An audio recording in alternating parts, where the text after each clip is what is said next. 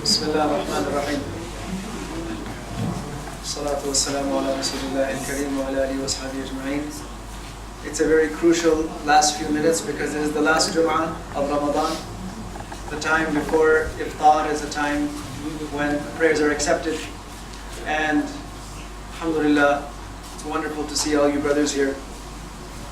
Ramadan has taught us many things. It's taught us, first of all, that all of us can get by on much less food than we normally eat throughout the year. We didn't think it was possible coming into Ramadan, but here we are. We're surviving on 2 relatively small meals in this entire period of 24 hours. Ramadan also taught us that we can all offer at least 8 extra rakats of nafil salat, of extra salat after Isha, between Isha and Fajr. And many are offering 20 rakats, alhamdulillah.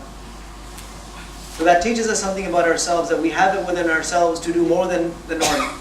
We just have to hold ourselves to it. Just like we learn how much self-restraint we have inside, we don't normally exercise it, we don't normally use it. We learn that we can't control our habits and behaviors, we can't control our tongue, we can't control many aspects about ourselves. And that's what the experts on emotional psychology are saying, that it doesn't take that much time for a person to change if they really put their mind to it. If they hold themselves to it, they can change their behavior very quickly and almost radically. You have people who have various addictions and dependencies, but when Ramadan comes, Allah subhanahu wa ta'ala gives them that strength to kick those addictions and dependencies, and there they are. So Ramadan is actually here to make us into a better person, a better father, a better son, a better neighbor, a better co-worker, a better businessman, somebody with a higher set of ethics, higher set of morals. Ramadan is not here just so that Ramadan can be here and then we go on with our lives. Ramadan is here to change us for the next 11 months, so that the next Ramadan can come and make us even better for the following 11 months, and it goes on. And through each Ramadan, a person becomes better and better and better as a human being. And what Harun Bhai was mentioning was about people misunderstanding us. Well, the obvious solution to that is to help people understand us. And one of the simplest ways of doing that is just to put in a little bit more effort to be a little bit better at just being the human beings that we are, and not take ourselves for granted, and not take our behaviors for granted. Actions do speak louder than words. It's one thing for an imam or a preacher or somebody to be standing up and pontificating and giving sermons about something. But I'll tell you what's more powerful than all of that. What's more powerful than all of that is a kind gesture to your neighbor. What's more powerful than that is a kind gesture to a co-worker or to somebody on the street that you don't even know. And do it as a Muslim. Do it as a Muslim. Do it as an ambassador of Islam. What the brothers organized today, giving out food, 2,000 meals, that's a lot of meals. For what? Not to get any gratitude, not to get appreciation. But we do this because this is who we are, this is what we are. There was a great person in our history, in our heritage, and he was the grandson of Ali radiallahu anhu. He was the son of Sayyidina Hussein radiallahu anhu. And he is commonly referred to as Zain al-Abidin. He was a tabi'i who had accompanied many Sahaba. When he passed away, the people that were washing his body discovered something very strange. He had marks all over his back and his shoulders.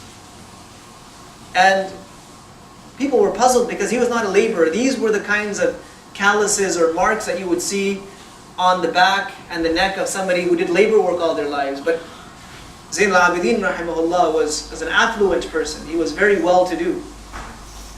And he was amongst the wealthiest people in Medina. When he passed away and people were trying to put this puzzle together, at the same time, there were several dozen homes that came out and they said, we're in a big problem. People said, what's your problem? He said, for the last many years, in the middle of the night, somebody would come and leave a sack of food in front of our doorstep when nobody knew and nobody was looking. And this is what was sustaining our families. And this would be every single night. And we don't know who the person was. And then finally people put two and two together and they discovered it was Zain al-Abidin rahmatullahi alayhi himself was doing this. He was carrying those bags of flour and of food and dropping it off on people's doorsteps every single night. While some people were maybe just offering their tahajjud, he was going out and doing this as well. So service to humanity is an outstanding feature of humanity itself, but particularly and specifically, it's one of the most beautiful aspects of Islam. And if you read Surah Ad-Dahr in the 29th juz, it talks about a story from Ahlul Bayt of what they used to do when a poor person, or when an orphan, or when somebody in dire circumstances would come and knock on their door. They would give up their iftar. That whole story, I don't have time to go into it because time for iftar is very close. But that story is about Ramadan. That story is about the family members of Rasulullah ﷺ giving up their iftar food for someone that knocked on their door because they were needy. And they said, you know what? We'll get by tonight. This person is probably starving to death. So this is a part of who we are. And the world needs to see that. The world needs to know that we are striving to be the best of humanity. That's really what Islam is. When we are striving to be a better Muslim, it's not just striving to pray more regularly or striving to fast properly. It's striving to be a better human being. To us, that's what Islam is. So may Allah subhanahu wa ta'ala accept our worships, our fasting, our prayers, our charities. May Allah subhanahu wa ta'ala reward those of you who are participating. I know this iftar has been going on for many years. It takes a lot of work, a lot of coordination, and a lot of help.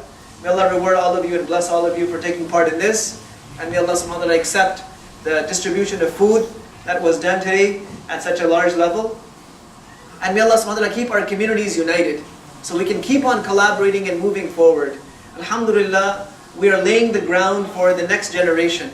We just need to accelerate our efforts a little bit so we leave them with something really, really big, really powerful. And then they can mold it, they can shape it, they can evolve it, they can develop it. And inshallah, in this way, the work of the Muslim communities continues to progress. And as Brother Harun mentioned, there are many challenges facing us. But in these last couple of nights, let's focus on really what matters. Let's focus on getting closer to Allah subhanahu wa ta'ala.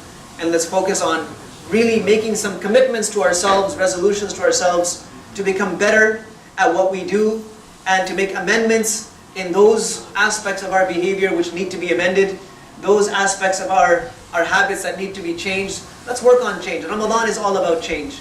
Allah does not change people's circumstances just by dua. Allah changes circumstances when people change themselves. إِنَّ اللَّهَ لَا يُغَيِّرُ مَا بِقَوْمٍ حَتَّى يُغَيِّرُ مَا بِأَنفُسِهِمْ. Allah does not change a nation's conditions until they change themselves.